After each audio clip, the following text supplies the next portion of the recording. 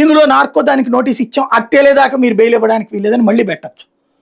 ఇదేంటంటే legal trap అంటారు అనమాట. ఒక మనిషిని చట్టబద్ధంగా అరెస్ట్ చేసి న్యాయబద్ధంగా ఉన్నటువంటి లూప్ హోల్స్ తో గేమ్ నడపడం, ఇది అందులో ఒక టెక్నిక్ అనమాట ఇది. కానీ ఒకటి సార్, అందరి జనరల్ గా వచ్చే డౌట్ ఏంటంటే, ఓకే ఇప్పుడు నార్కోటిక్స్ జరుగుద్దా లేదనేది ఒకటి, ఇక్కడ దాకా వచ్చేసిందంటే ఎలాంటి ప్రాథమిక ఆధారాలు లేకుండా కేవలం ఆరోపణలతోనే ఇంత దూరం కేసు నడిపేస్తే ఇంకా ఇది ఎప్పట్లో తేల్చే ఉద్దేశం లేదా అంటే ప్రభుత్వానికి కానీ అధికారులకు కానీ ఇంకా నానే కొద్దీ ఒక 2-3 ఏళ్ళు 4-5 ఏళ్ళు నడుపుతానే ఉంటారు, లేదంటే వీళ్ళ టర్మ్ అయ్యే వరకు? మీరు అమాయకంగా ఉన్నారండి. ఆల్రెడీ జగన్కి శిక్ష కూడా వేసేసారు కదా వీళ్ళంతా. ఎక్కడ పేపర్లోనా? పేపర్లో వేసేసారు, టీవీలో వేసేసారు. జగన్ ఆల్రెడీ నేరస్తుడు అంతే చెప్పారు కదా. అంటే ఇక్కడ కావాల్సింది నిజంగా జగన్కి ఏదో జైలు శిక్ష పడాలని కాదు.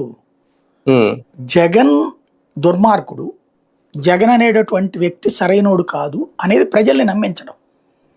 ఇలాంటి కేసుల ఆధారంగా ప్రజల్ని కన్విన్స్ చేస్తారు. ఇప్పుడు ఇక్కడ పరిపాలన సక్రమంగా లేదు, లేదా ప్రజలకి ఆకర్షణీయంగా లేదు, ప్రజలు కోరుకున్నట్టు లేదు, ప్రజలు ఇబ్బంది పడుతున్నారు అనుకోండి.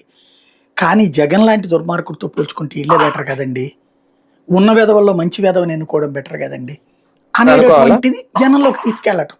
ఇక్కడ వీళ్ళు అనుకోవడం చేయలేకపోయారు, కానీ జగన్ నాశనం చేయడం వల్ల చేయలేకపోయారు.